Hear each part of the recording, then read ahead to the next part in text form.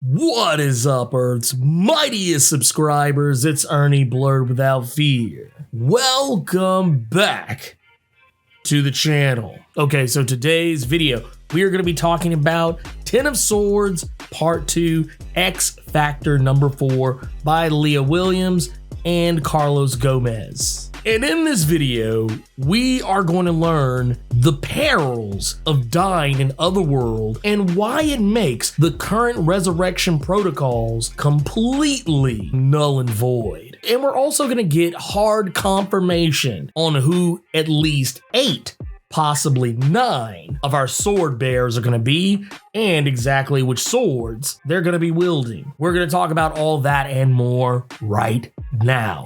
But first, wash your damn hands and let's hit that intro.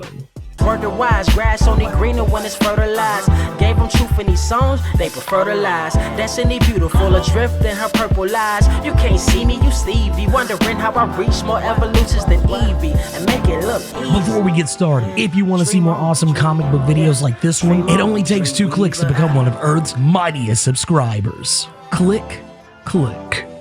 Okay, so Ten of Swords, man, this is a big one, and wow, I don't know if they're doing this for all of these issues. These issues are big. Like, this was easily like 35 plus pages, minimum. But anyways, we're here to talk about it. It's gonna be fun. It's gonna be great. I'm not gonna lose my mind. Also, don't mind, my daughter's in the background. Yes, you're not seeing things. That's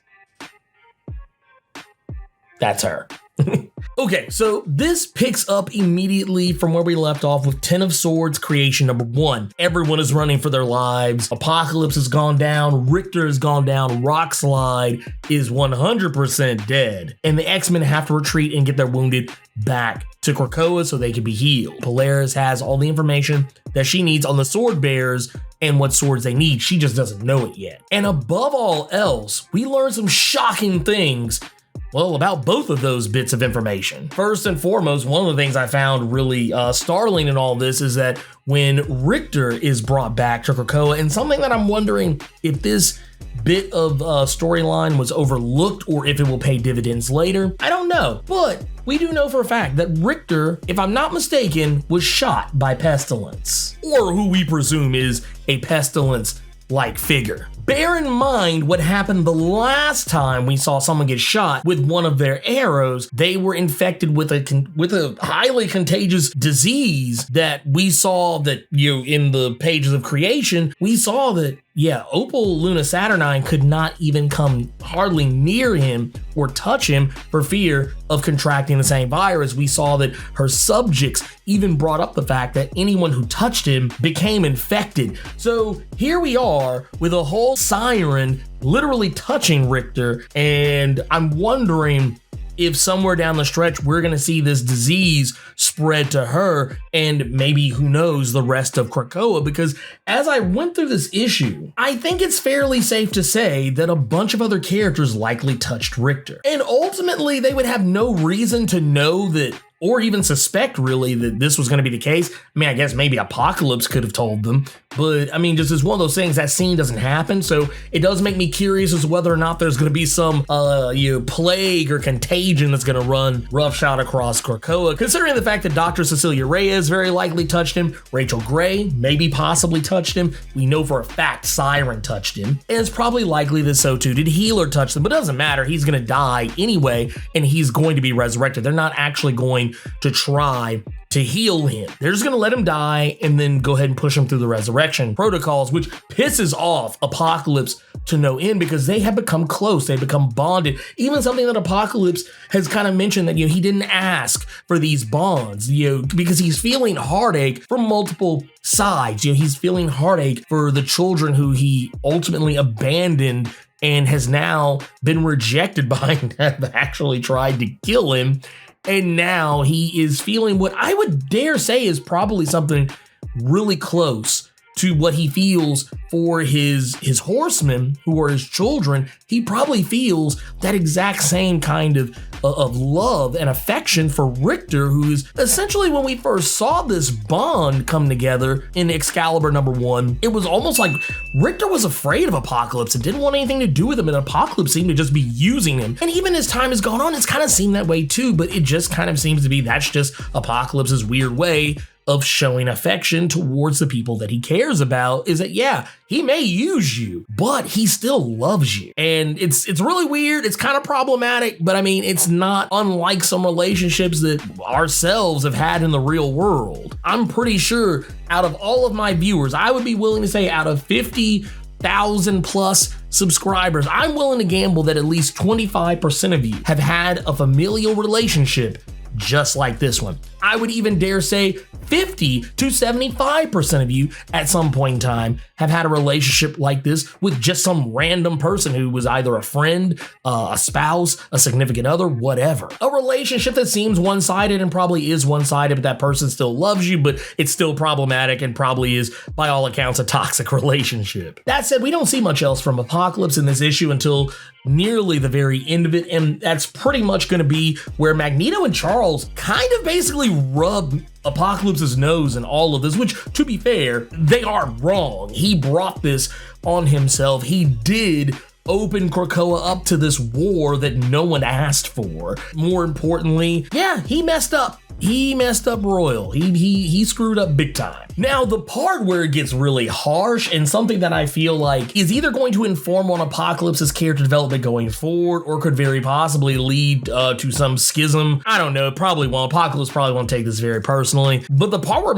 and I want to say this is Magneto that is saying this, is that no one's going to grieve your absence. I was like, wow, like that's kind of cold. Damn.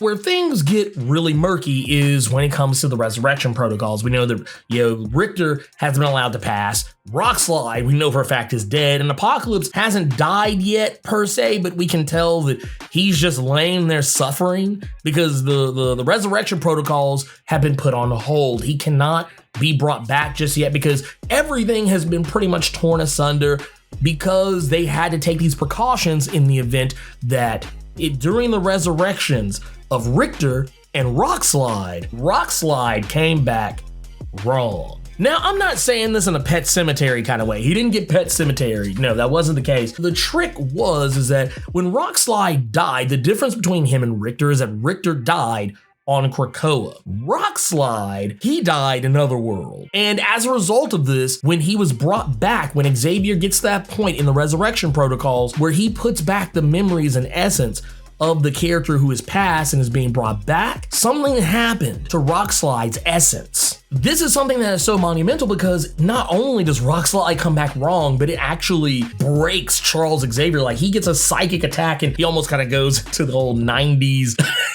X-Men anime series, like, Power! Incredible!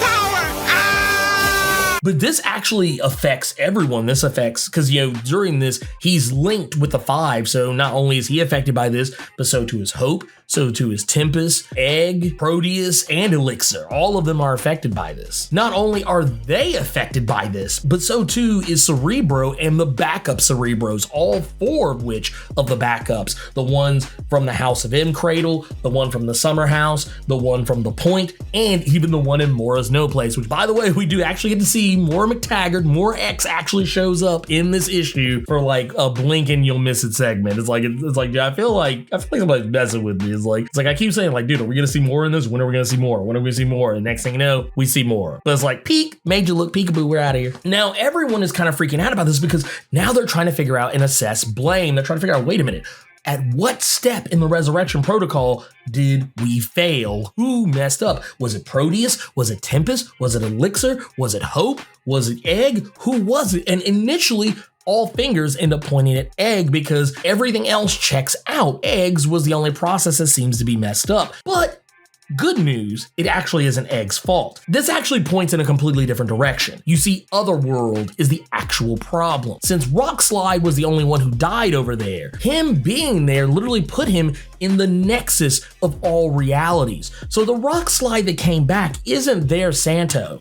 No, this is kind of an amalgam of all of the different versions of Santo that could exist throughout all of the multiverse, throughout all of reality. I know it's a lot to take in. And the reason why I think this is actually the case is not just because they actually spell it out, which even they kind of seem confused about it at the time. The reason why is because we're reminded at multiple points throughout the first 2 issues so far of this entire series, and even throughout, if you're reading Teenie Howard's Excalibur run, you'll also be reminded of this, that Otherworld, and more specifically the Starlight Citadel, that her Y-ness was it High Magistrix Opal Lupa Saturnine? Yeah, that's a long name. Anyway, just Saturnine. Anyway, the fact that she sits at the seat of the spoke in the wheel that is basically the entirety of reality, it's brought up multiple times. And it's even posited by Xavier and other characters that, yeah, this is Santo. This is him. He's just not our Santo. What makes things even more grave is when Emma Frost points out that, so yeah, basically, if someone dies in Otherworld, it's the true death. They're not coming back. And the reason why she says it's the true death is not because, they are able to be resurrected, but kind of the fear that I think everyone had when all these resurrection protocol things were initially introduced in Dawn of X and House of X is people, the question I always got was, they're like, I don't think that this is the real them. I think that this may be, some dead husk, because people can't wrap their skulls around death and resurrection. It's perfectly okay for characters to die and come back through all other kinds of spurious means. But this is the one.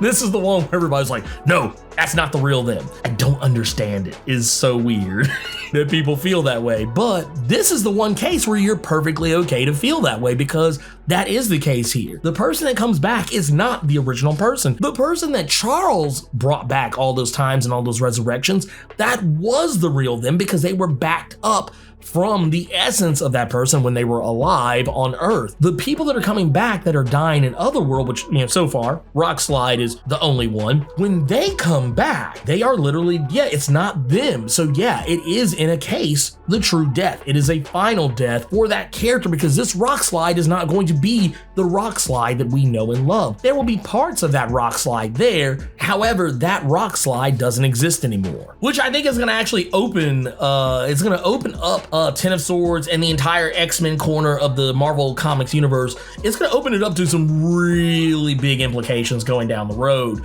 depending on how this storyline is addressed, towards the end in its finality, and then, going on into other things. I also think this is going to raise the stakes for this entire, what is essentially a tournament arc of a shonen manga or anime. This is literally, basically, this is the tournament arc. This is the tournament arc in X-Men, which, to be fair, we've gotten tournament arcs in Marvel Comics and even in DC Comics and other comics publications in the past, though we rarely get one in the form of an X-Men story. So this is actually really cool. I think this is gonna make it count, because now we know that, let's say, if Cypher dies, Cypher is not going to come back as the Cypher that we know and love. He's not going to be the Doug Ramsey that, we have grown used to and loved. If Storm dies, she is not going to be the same Aurora Monroe who we know and love. She is going to become someone else. She's going to become something else. But at the end of it all, the character who actually gets the most character development here, and it should be no surprise because this is an X Factor comic written by Leah Williams, and Polaris is a main character of that comic. So of course, Polaris is gonna get some love here, and of course, she has been cited as the Oracle of the X-Men side in this battle for it all. She is the only one who actually knows the swords that need to be picked up and the people who need to wield them, but she doesn't know that. And the thing is, the reason why she's the only one who knows is because basically it's written in her head in a very geomagnetic type way. No telepath can read it. As a matter of fact, anytime a telepath tries to interact with her mind to extract this information, Saturnine kicks them out. Granted, it's not the real Saturnine, it's a psychic projection, but still, she kicks them out. It's one of those situations too where Magneto, who is always kind of being hard on Polaris, and though we have actually seen some of that shifted a little bit in the last couple of issues of X Factor and so on, but in the main issues proper, he's been kind of awful to his daughter Polaris, and he's kind of being hard on her here too because she can't remember anything. She doesn't know what she's supposed to know, and she's trying to figure it out. It doesn't really come to her until Magneto just really pushes her, telling her, her to do the work. And suddenly she begins remembering everything. And she tells us essentially the list of who these characters are who have to be the champions of Krakoa. And when she does so, it comes out in almost as kind of what you would expect from Otherworld in kind of a story. As she says that from one wound came two, a hero destined to brandish what the earth hath swallowed,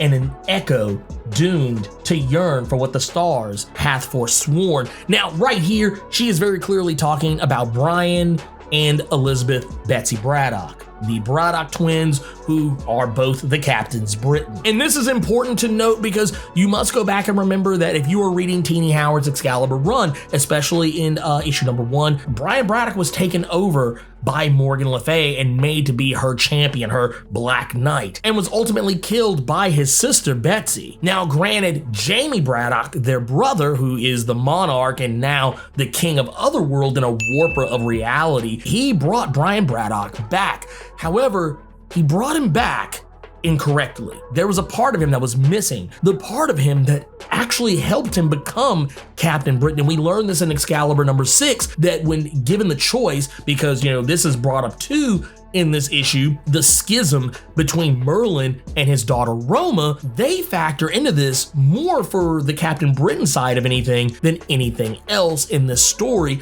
The fact that Brian, when given the option to choose between the Sword of Might and the Amulet of Right, he picked the Sword of Might. And of course, as Brian Braddock told us in that issue of Excalibur number 6, every Captain Britain picks the Amulet of Right. They pick the path of non-violence. And he chose the Sword of Might, which this sword apparently is going to factor in. The Sword of Might is one of the 10 swords listed. Now, they're bringing up both the Captains Britain, so clearly, I think this is actually our 2-in-1, because if you go back to that tarot picture, it does actually show that Betsy is up front and center as Captain Britain, but I get the sneaky suspicion Brian Braddock is still back there, plus he's shown in a lot of the promotional material for this event. Then we also see Lost Soul, an edge gained, a lone warrior returns to a forge left ablaze. This is very obviously talking about Wolverine and the Muramasa blade, so we know that one. That one's kind of a softball. Then what is brought up is the sword in the stone, stationed in space, a young man born old, pilots a place. This is a reference to Cable. You gotta think about Cable, who, we think about as Cable as old man Cable, but we have young man Cable running around. And more importantly, the sword that's being referred to is the Light of Galador from Rom the Space Knight. Then brought up is a father forsaken, a husband betrayed, an ancient treasure sharpens the death his children crave.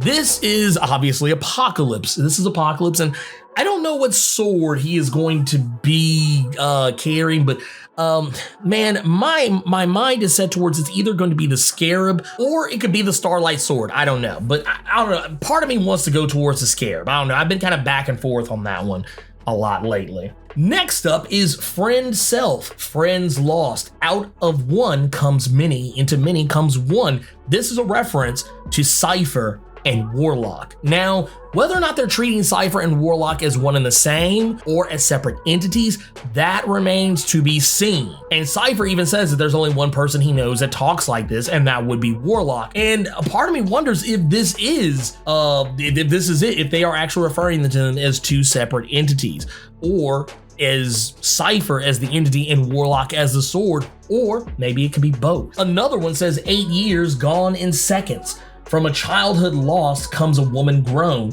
Her only friends were weapons. Now her soul, a blade, hers alone. That is in reference to Ilyana, aka Magic.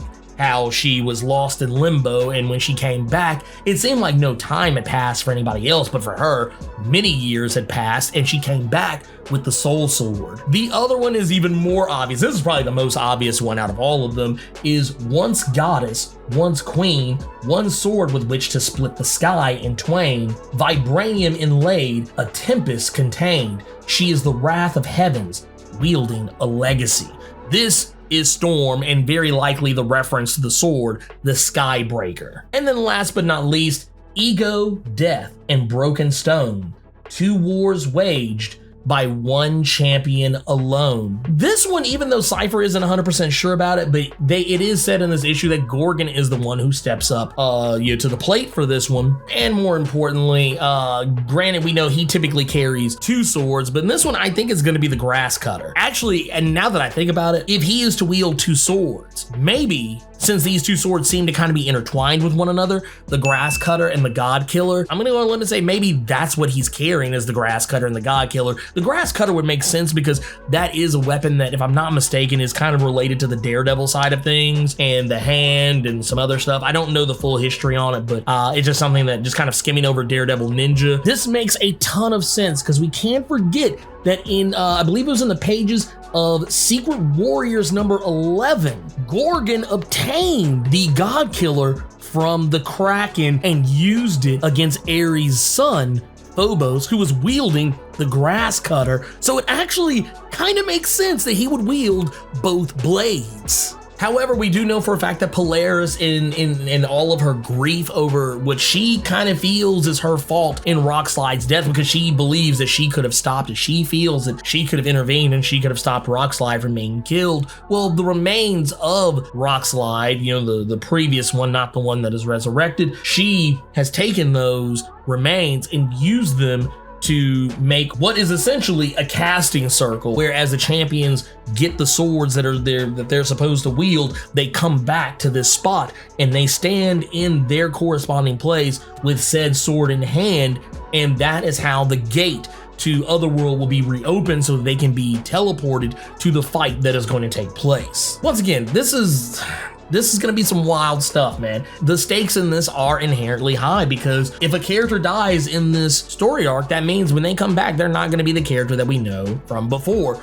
We've seen death in these comics a lot, and we've learned that this death, while it is not, the death is a doorway, in the typical sense we're used to in comics, in this case, it is. It's going to be a doorway towards a character becoming something that we're not used to seeing them as. And while I don't think characters like Havoc, who's going through a lot right now, needs to go through this, I think they need to kind of naturally progress through whatever it is they're going through in the wake of the death of Madeline Pryor. I don't think Kate Pride should be involved in this at all, considering we just got her back. And I don't know if there was any character who I think that, because they keep pointing to this whole, this death is the true death. And we do remember we got that cover. I forget which issue it is for, but it's the one where Storm is dancing with literal death. Part of me wonders if maybe Storm, because we did get word that Storm is going to be getting a major arc in this Ten of Swords crossover, and even getting an even bigger arc afterwards. So I don't know. I'm not saying it should be Storm, but it wouldn't surprise me if Storm was the one that died and came back with a different personality and more an amalgam of all the different Storms across reality, because we know, if you watch that Storm video I did, there have been a lot of different versions of Storm. And if there was going to be any character that I think could actually benefit from a little bit of a spice up in whatever you would consider Storm's default personality, I think Storm is a character who has largely gone unchanged for a long time. She has essentially been the same character pretty much the entirety of the time that we have known her. Since 1975. So if anyone could benefit from it, it would probably be Storm. Wolverine's died enough that I don't think it's worth it for him to die. And I think if Gorgon died, no one would really notice that there was a difference in him. And then maybe, I don't know, Cable would be another one. I know there's a lot of people who want the young Cable to die so the old one can come back, which I don't know if people know how this works, but I don't think that's how that's gonna work. I think we're gonna be with Kid Cable, young Cable, for a good while. Though who knows, he's been dealing with some grief of his own in the revelation that his older self allowed him to be killed, to sacrifice himself so that the younger one could carry on and likely go on with what is this huge arc. So who knows, maybe we will see that. And I don't know, I don't foresee Magic getting clapped by anyone other than Kate Pride. But I don't know, there was a lot to break down this issue.